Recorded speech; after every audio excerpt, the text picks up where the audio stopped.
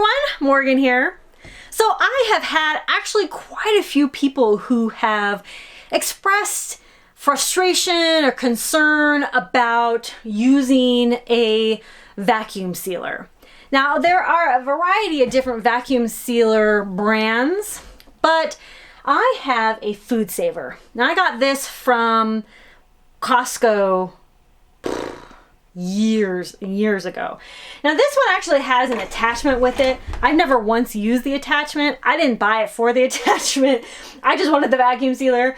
But this attachment, if you do have this, it can actually be used for like those vacuum sealed, like if you have the vacuum sealed like zipper bags.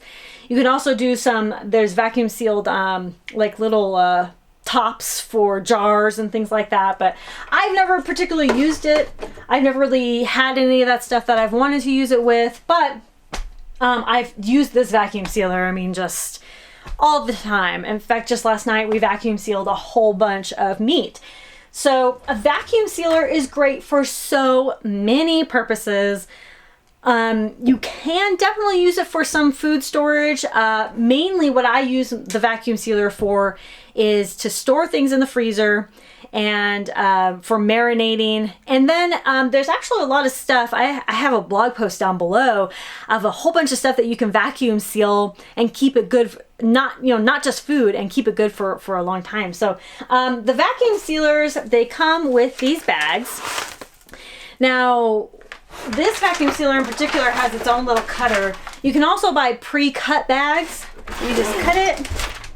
So I'm going to turn it on. Now, one side is kind of bubbly, a little bit scratchy.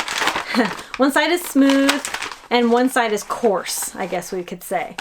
You always want to put, I'm talking about my vacuum sealer. Some vacuum sealers might be a little different, but on mine, you want to put the coarse side up. So when you put it in, you're putting the coarse side up. So I'm going to press the seal. Mine also has a dry and moist setting. If you're doing like moist meat or something like that, I would put it on the moist setting, but I'm just doing dry. So you want to go ahead and just put it in there. You want to make sure that it's kind of pointing down a little bit as you're going in, but you want to keep it as stretched apart as possible, because when you put it in there, sometimes it can like clump like this, and then it won't get a good seal, or it won't seal at all. So you do also want to make sure that this is going to be a nice flat surface, no creases or anything like that. So just put it in there as gentle as you can, and then it'll seal, as you can see. So I don't really have anything that I particularly want to vacuum seal right now, so I'm just going to put this in here just to kind of show you how it works.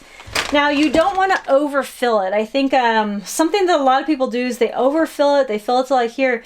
But you have to understand that it needs at least, a few inches so that it can actually get inside and seal it. Okay, so you want to make sure that you are actually leaving a little bit of room. So if you want to, have something big in here, then just cut the thing a little bit bigger so that you have a little bit, more space to work with. And they also have, different widths and bag sizes and things like that. So this is just the bag size I have right now. So now I'm going to seal it. Again, this has a little bit of a crease in it, so it may not work, but we'll see.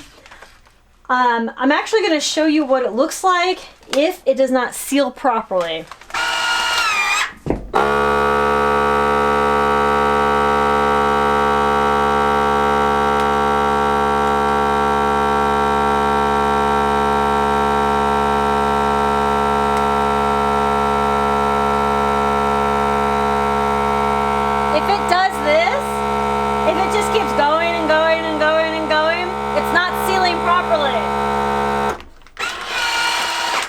So something is wrong. Maybe this little crease right here. I don't know if you can see that. Maybe that little crease right there is getting in the way.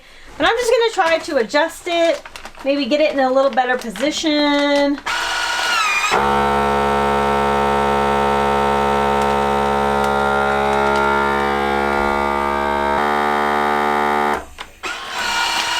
Again, so it's not sealing. Now what I could do is I could actually just take out my tray and just give it a good wipe down. Maybe it's just a little gross. Sometimes this tray needs to be cleaned. There's a little sealing tray in here. This whole little section needs to be cleaned.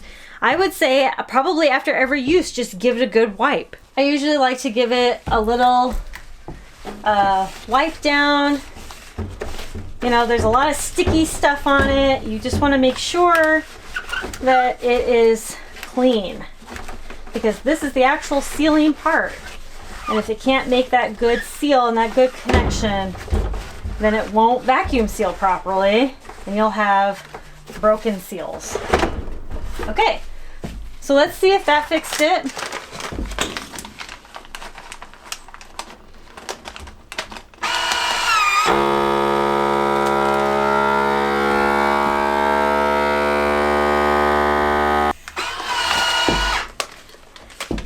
If the problem persists, then go ahead and just cut off a little bit up top.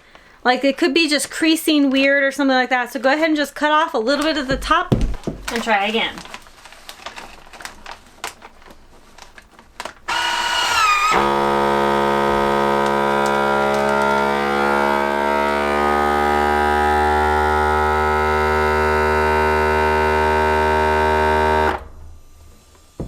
So there we go.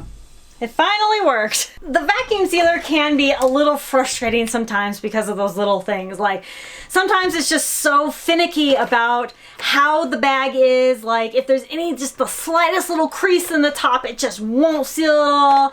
Sometimes, you know, it just needs to be cleaned. But this is maintenance, you know, this is maintenance on pretty much anything that you do. So you just want to make sure that you're keeping that tray nice and clean. You're keeping the tray empty in case there's any like moist grossness in there or anything.